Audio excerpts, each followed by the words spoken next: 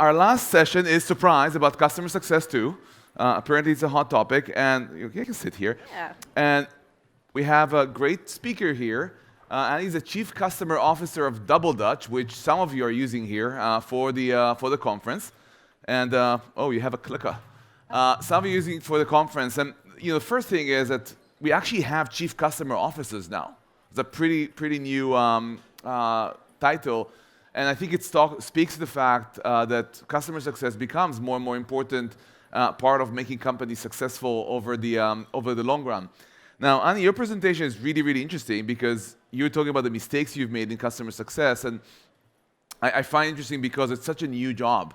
Like 10 years ago, no one has a title of customer success. People were doing support or implementation or any other job had to do with customer. But nobody had a title of customer success. I think the job starts solidifying in 2008, 9, 10, followed by some of the Salesforce Customer for Life program. So it's a pretty new job. And most of the people actually run customer teams, unlike you've been doing it before, doing it for the first time or sometimes for the second time. And there's a lot of mistakes we're making. And I think it's a great time to talk about the ones we already made so we don't make them again. So Absolutely. Who's this? Thank you. Hi, everyone. Thanks for sticking around for the last session. Customer Success closing out SaaStr Annual. Come on. Yay. Yeah. So the reason why I was so excited to talk about the mistakes that you can make in customer success, and to a large extent, a lot of the mistakes that I have made over the course of my career, is because just what Gadi said, it's a new profession. 5, 10 years in, right? This is my second turn as a CCO. However, my background is primarily in marketing strategy and customer experience around that, and pivoted into the world of customer success almost by accident, because it was sort of the convergence of everything that I really loved about working for tech companies. So the 5 things that I'm going to talk about today are probably nothing new that you've heard before, but I think it's a really important reminder for us in the practice of customer success to step back and be reminded of these probably pretty simplistic things for you. And I'll go into a little bit of detail. Also, I have an ask for you. Since this is the last session at SaaStr Annual, if you all could, if you're on the app, pull out your app, post things to the activity feed. I want the folks at the happy hour seeing about customer success content, hearing the sound bites, going home, sitting on the plane, looking back at the activity feed, and seeing that we were still talking about customer success, okay? So if you guys would do that for me, that'd be great. All right. So number 1, don't ignore sales handoff. Sounds pretty obvious, right? But let's talk about why it's really important to not ignore sales handoff. Because the buyer's journey cuts off pretty dramatically if you do. If the handoff between buy and onboard, especially if you're an enterprise SaaS provider, is sort of truncated by a difficult conversation or by the customer having to repeat themselves 3 or 4 times about why they chose you as a vendor, then that makes it even harder for you to get to the use case of them becoming loyalists, and eventually to the thing that is sort of the golden land for all of us, right? Which is buy more. An expansion during the first year contract is sort of everything that we're striving for and delivering expansion-worthy experiences. However, if you never get to a great sales handoff, then it's going to be extremely difficult for you to get to expansion. Now, why is it important, and what are some of the things that you want to know around the crossover from buy to onboard? Well, one of them is you really need to know where they're coming from, why they decided to buy. And you really shouldn't have to find out directly from them. You shouldn't have to ask them, because the sales rep has already determined that during the sales cycle. And they've probably already given them a value statement that got them to close, right? So I'll give you an example of DoubleDutch. DoubleDutch has quite a few reasons to buy. And this is why it's so critical to understand why that specific buyer chose to buy. Because for us, for instance, event organizers are buying mobile event apps or digital experiences for a myriad of reasons. They could be buying because they want to spend less money, they don't want to print paper agendas anymore, right? They could also be buying because they want to monetize exhibitor spend. They could be buying because they want to be considered thought leaders in their space. Depending on where they start, the customer success person on that account should be telling them a very different story. But we need to know at the point of sale why it was that they chose our offering over someone else, or at all. The second thing that's really important is you really want to know how did they get here? What was sort of the journey that that buyer went on in terms of their digital and offline footprint? I really like Roger Lee. He's from Battery Ventures. He wrote this great article mid last year about sort of the MSG stack, which is the Marketo Salesforce Gainsight stack. And really, that's the MSG stack that we use at DoubleDutch as well, and that's where all of our data lives. That's our database of record for customer activity from both a digital and an offline footprint characterization. So what are the things that we can learn from this data stack to help us deliver a better personalized experience? Well, there's a lot, right? We know, for instance, how long someone has spent on a product page, and maybe they bought one product but spent a lot of time on another product page. So there's value that we can be drawing from that. We also know what videos they watched when they dropped off. We know if they had downloaded specific gated access downloads once, twice, multiple times, if they decided to give us more information for a specific piece of content than another piece of content. We get all of that. We also know if they perhaps decided to buy something in the past, or if there was a specific scope of a prior conversation that was recorded in Salesforce. All of that data is coming together in a single place, right? And we should be using that in the role of customer success to deliver that personalized experience. And the more we are able to leverage that information, it's all there, the more we're able to get to expansion and renew faster. Okay, so what does that get us? All of that data gets us the ability to really deliver on sort of what those memorable moments, right? And it's reinforcing the why. Why did I buy? The why that they never had to tell us because we already knew at the time of purchase. And this is one example from a customer that was having an internal conference, and one of the goals for why they bought was because they really liked that we could gamify the experience and create a level playing field and an open conversation between the executives and the rest of the employees. And this picture is of the president taking a screenshot of the leaderboard and posting to everybody and asking him when he can pick up his prize. But it created an experience where everybody could just have an open dialogue and competition was okay. And that was their why, and we could deliver that for them and we could tell them why. But we knew that going in, so we could build an experience against that. A second why would be, this is from a SaaStr annual post a few weeks ago before anybody ever got to San Francisco. Abhishek of Company Hub, thanks for letting me use this image, by the way.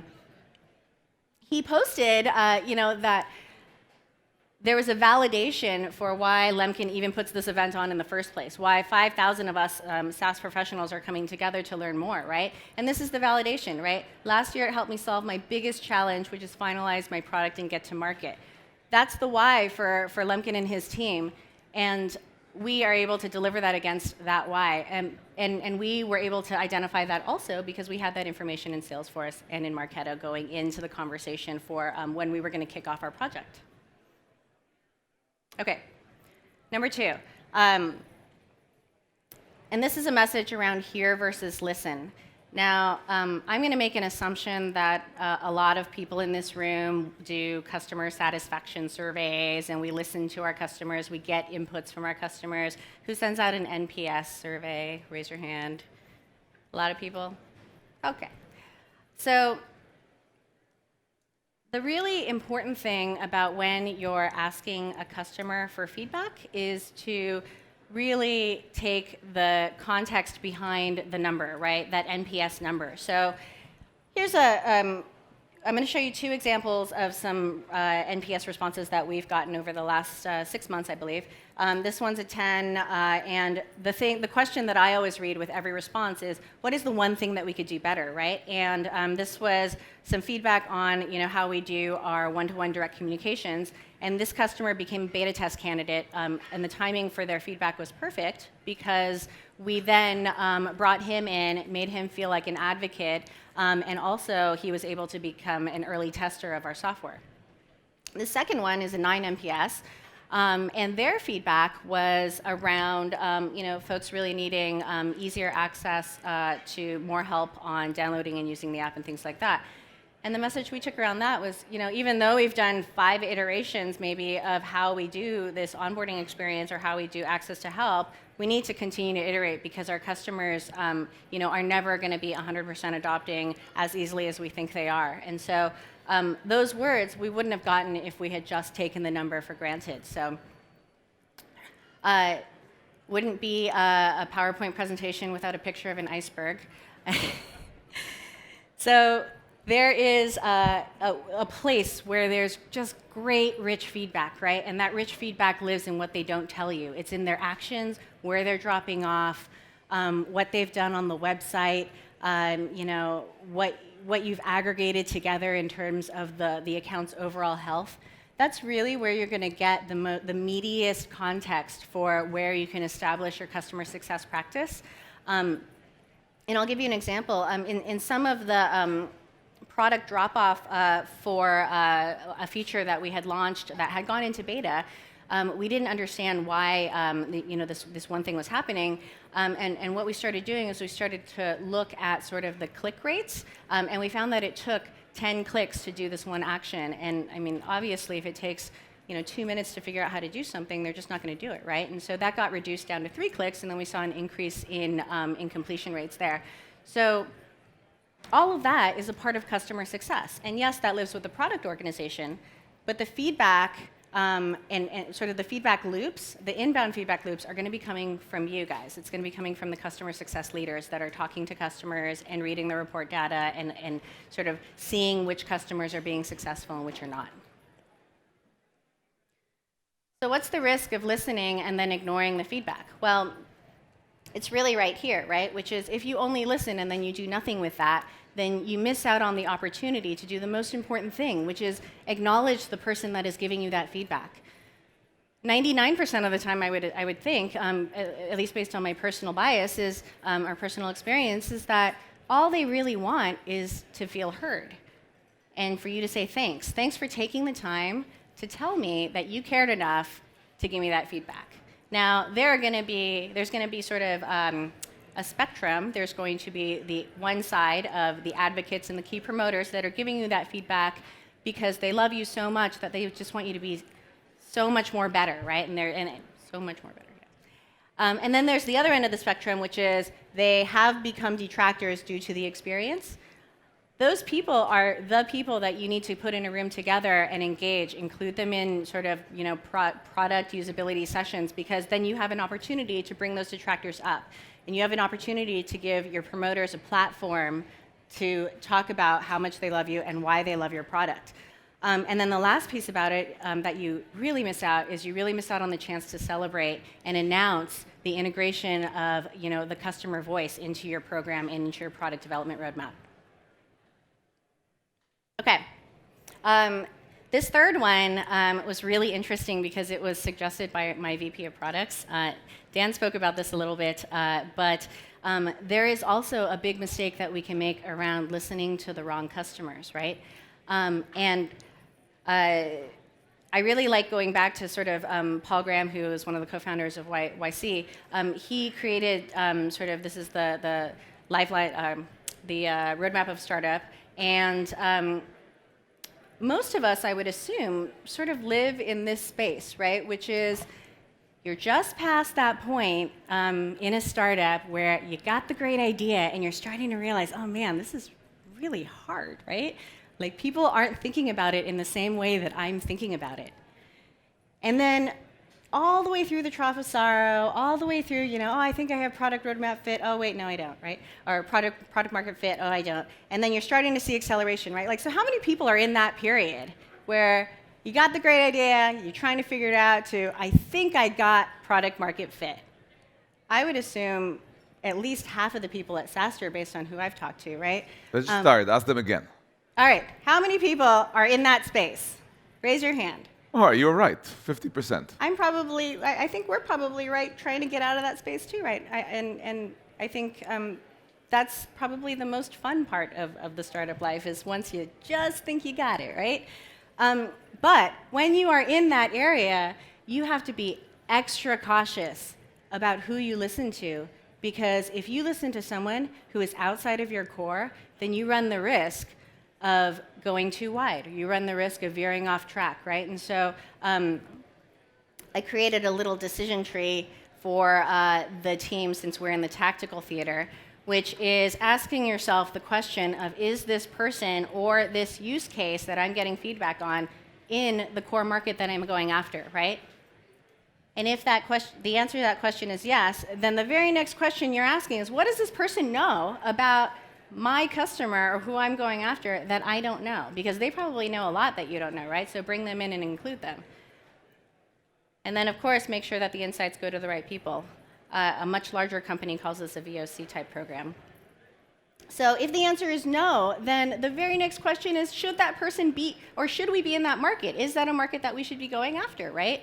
And that's sort of where you're challenging yourself and your co-founder and your peers as to whether or not you are actually, if the core that you have selected is actually that right core, right? If yes, you go back to that next question. What does this person know that I don't about the people that I'm going after? If no, there's another question after that, which is this use case, is that use case common enough or relevant to my core market that I need to consider it? And that actually happens more often than not, because something that happens in financial services, for instance, you may discount because it's a financial services customer, but the relevancy may be very, very relevant for pharma or education. So definitely ask yourself that question. Goes back to, what does this person know that I don't? And if not, if the answer to those three questions is no, thank you, move on. Maybe you're a good churn, right? Or maybe it's great that you can use us for what you need us for, but we're not going to take that feedback and build against it. And that's okay too, because you're not going to get 100% hit on your customers when you're just trying to get to product market fit.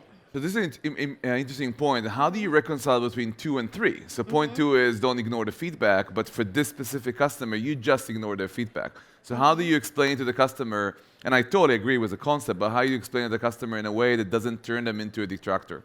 Yeah, it's a great question, and it really goes back to how you acknowledge. There are a lot of customers that give us just incredible feedback all day long, right? But it's not something that we're going to be building out right away, or maybe it's not within our core market as we define it today, right? But what we always try to do is we try to keep a dialogue going and make them feel heard, let them listen. And I have on many occasions told people at this job, my prior job, the job before that, that's a really great idea. It's not a use case that we are thinking about implementing right now, and this is why. And if that's okay, then we just move on. And my advice, by the way, here will be don't be afraid of having customers taking you to new territories. Our customers, for example, took us to the SDR Talkdesk, took us to the SDR use case. By the way, I think DoubleDutch is a customer using us in the SDR space as well. Initially, this feedback was not in the core offering we had, but enough people gave us the same feedback that drove us to start changing toward making it part of our core offering. So customer success is one of the best places to start hearing this feedback early on, because sometimes you sell the product this way and all of a sudden people use it in a different way, and something worth following. Absolutely. Yeah, and that question of should we be in that market, the customer success department or team is going to be really, I would argue the best place for you to be answering that question, because you get all of the use cases.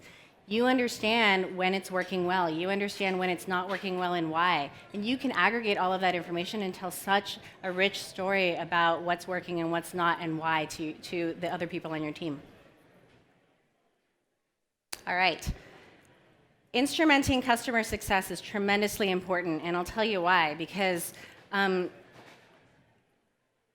5 years ago, even 6 years ago, when customer success roles were first getting started, we didn't have great software to help us, sort of machine learn which accounts we should spend our time focusing on, right? We had a telephone, and that's minimum viable tooling, right? Most startups, when they start up, they just pick up the phone or they use their email and they use their gut to try and understand who they should be spending their time on and who would be the most valuable customers for expansion.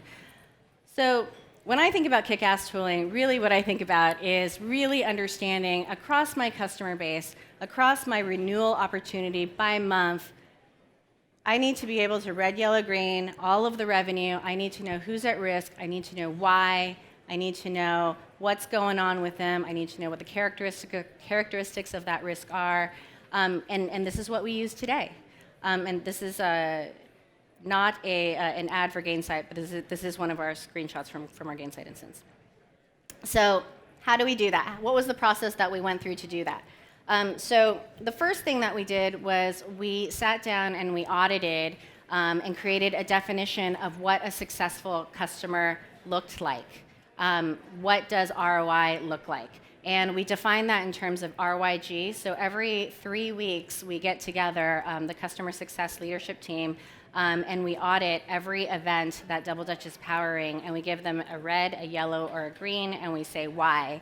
And those are sort of standardized whys, and we measure ourselves against that. So at any given moment, we have less than 1% of reds, and we clearly are able to sort of organize our product organization and our engineering team around the why and the reds. Next is really taking that definition and then defining the subjective inputs and the processes that you need to capture the additional stuff. Like, for instance, what are the gaps in the data? What don't you have, right? And does it take sort of automating some process in order to get that data, which might be a little hard for a small company, but might be worth it in the long run? Or does it mean that you need to add a field in Salesforce to capture something additional? It could be as easy as that. Then the next step was really identifying data that validates client success. And so we have a definition of success, but our customer's definition of success may be different. And it goes back to the from to, right? Which is depending on where they're coming from, why they bought, how long they've been a customer, how far they've come in that evolution for value realization, that definition that the client uses for success is going to be really important. And so creating the standards around understanding how our clients will delineate success is going to be important too. Identifying the missing data. There's going to be a lot of missing data probably. Continuously you'll be finding out that you're missing stuff that you probably should have known. And deciding how to get it and then just doing it, getting out there and doing it. Connecting the data sets is actually a lot harder than it sounds. If you're on the MSG stack, the Marketo Salesforce Gainsight stack, it's actually pretty easy, but a lot of people have homegrown systems, and like our clients, and so we spend some time integrating with them and pulling their data in. The last piece, of course, most important for customer success practice is driving adoption, getting our clients in there, using it, depending on the offering from a day-to-day basis around the most critical questions that they're asking, making sure that the data that we give back to them is data that they use in their executive meetings to talk about ROI. Those are the things that drive practice adoption for us and perhaps for you as well.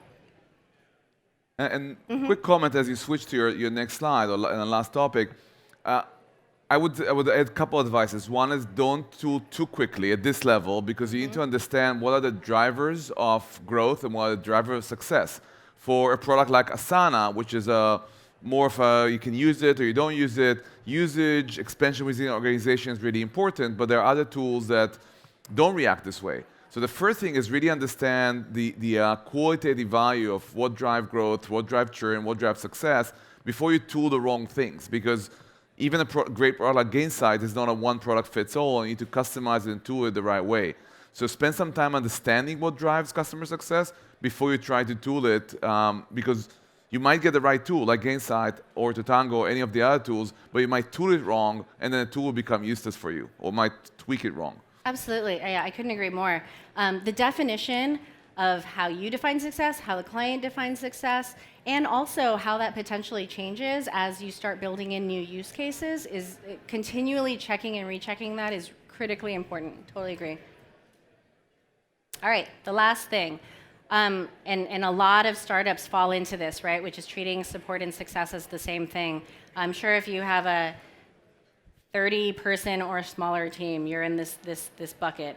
Maybe bigger even. I've seen bigger. And how you know you're in that world is after the sale, especially in the enterprise, right? Your success person's getting on the phone and they're saying, "Hi, I'm Annie. I'm here to do whatever it takes to make you love us." Do people do that? I think in the startup world that happens quite a lot. Over time, it sort of splits out, right? It splits into an onboarding experience. You need to start thinking about onboarding. And then you start thinking about sort of what do we have to do to be proactive about driving value realization. And then there's this piece about reactiveness, right? What are the things that are happening that shouldn't be happening, that we're really reacting to after the fact and the customer's coming to us and asking for help for? So how do you know that you need to make a split between success and support? Well, it really depends on where you start. And I've had this conversation with several customer success practitioners that are sort of doing it all right now. And I think the big message is it doesn't matter where you start, because where you start is going to depend on the need that your company has at the time, and it's also going to depend on who your customers are, how complex your product is, and how long it takes to onboard and all of those things, right? So where you start is your decision. However, once you get there, there are some key triggers that you should know for understanding when it's time to break out. So let's assume you start with support or customer care, right? So you're going to find at some point customers are going to start asking about the best way to do something. They don't just want to know what or how, right? They want to know the best way to do something, because maybe there are more ways to do it than just one, right? You're also going to be asking, like, is there someone who's actually held accountable for renewal?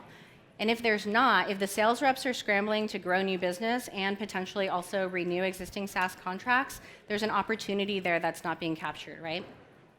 And these two go together, which is, are the questions that are coming in, the why and the when questions, are those increasing over time? And are you also finding that the what and the how questions are decreasing or even staying flat over time? And if you're finding that shift, if you're feeling that shift, it's probably time for you to think about customer success and sort of that value story, someone really driving value a little bit differently than you have been in the past. Okay, so if you start with customer success, the first question you're going to be asking is my work getting more reactive over time? Am I spending more time supporting my clients for questions that they're asking, for bugs, for triaging things, connecting the various stakeholders in the companies together? And if so, then you need to think about how much time you're actually spending doing true customer success. Okay. Am I able to deliver meaningful renewal and expansion targets for the company, or influence meaningful renewal and expansion targets for the company? And the reason why this is so important is because in a SaaS business, typically, the first deal that's sold, especially in the enterprise, is not really that big, right? Like you're proving yourself, especially if you're a smaller startup or in a new market. So if you're not able to land and expand those deals, then you need to think about what it is that you're actually doing and whether or not you should be doing those things. And of course, these two go together too, which is, are the why and the when questions decreasing? So those best practice types of questions. Are more people asking you what and how? And if so, then the split probably needs to come sooner than later. So your customer success team can really think about driving value and thinking about expansion-worthy experiences. Okay, those are the 5. We blew Excellent. through it. Yeah, I think we have a few minutes. Yeah. Yeah? So that was great. On the last point, by the way, with one viewpoint, at Talkdesk we added the customer success team about 8 months after we created the sales team, and I think it's a really good timing for that. You added a first professional salesperson. You get on an annual contract. You want to have customer success because most of you have support before customer success. You want to have customer success in place before the first renewal. So we have 3 distinct teams, and we did it pretty early, implementation, and we drive them over time to be break-even or profitable. They're not either place right now, but this is their long-term goal. We have customer support, which is 100% reactive. They're 24/7. They will be there when you need them. And we have customer success that build the long-term relationship and build this friendship and connection with between the company and the customer. And the real job is turn the customer into a stakeholder in a company, which support cannot do because it's reactive and implementation cannot do because it's short term. So I would do it 8 months. Literally, I think it's the magic number. 8 months after you hire the first salesperson, your customer success team need to be hired and be in place, ready to start build this relationship. And if you've done it earlier, no harm, no foul. So with that, it was a great presentation. We'll take a few questions because the only thing between us and the end of the day is the happy hour, I guess. All right, I'll make it quick then. Hi. So for the timing when you're hiring a customer success rep, what is the persona or profile they should be looking at that person? Because if you get the wrong one, it could be a mistake as well. Right? That's a great question. So there are a couple of characteristics that I always hire for that are more tied to culture fit, but specific to customer success professionals. I think it's super critical that you find someone that has an intensely curious mindset. Like they are really, really interested in what the customer is looking for, what the the problems that the customer is trying to solve. They're really relationship driven, and their primary focus is that person that's right in front of them right now, right? And of course that changes over time as you start to scale your organization, but that's the personality that you look for. For us at DoubleDutch, we also look for sort of folks that are on the more technical side because our offering can be more technical and our customers are less technical. So folks that kind of have a sales engineering consultant type of personality that can really be a connector between third-party vendors, our engineering integrations folks, and event marketers. So it really depends also on the need of your customer. And I'll give you a tweet-length answer. Avoid the fighter, get the fire inspector. Don't get the energy of the firefighter. Yeah, let me go in and organize the chaos. Get the person to have the patience to actually prevent the fire in advance. Hiring from customers is okay? Sorry? Hiring from the customers is a... We have done that, yes. Our director of customer support is a previous customer. It's a pretty great success for us. Mm-hmm. Hi. Thank you very much for sharing all your insights. In the cycle from sales, implementation, through the life cycle of a project, when is the optimum time to introduce the CSM to the team, to the customer team? Yeah, we've actually been playing with that quite a bit at DoubleDutch, and we've moved that introduction earlier in the life cycle, especially on our larger accounts, on our more enterprise deals, to just before the deal is closed as a part of a strategic pitch for the post-sale experience and sort of what to expect. In our scaled business, that still happens after the deal is signed, but very, very shortly after. And avoid at all costs doing it after the implementation, which some large SaaS companies do, right. And then you cannot prevent catastrophes that can happen during the implementation before go live. What is your onboarding and training process like for customer success reps, and for those who don't have a technical background for your software versus the ones who do?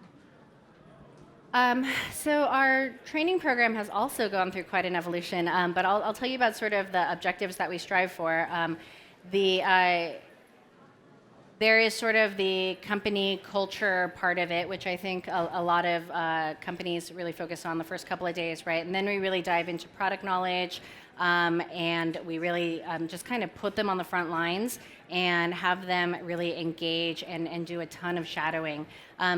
Because in our world, every event is a little bit different. The objectives of the event and how they're going to utilize our software is going to be a little bit different. Exposing them to as many use cases as possible is going to be critically important. And so we will team them up with sort of a peer mentor, and they'll work on projects with them actively and really get into sort of meaty work pretty early on.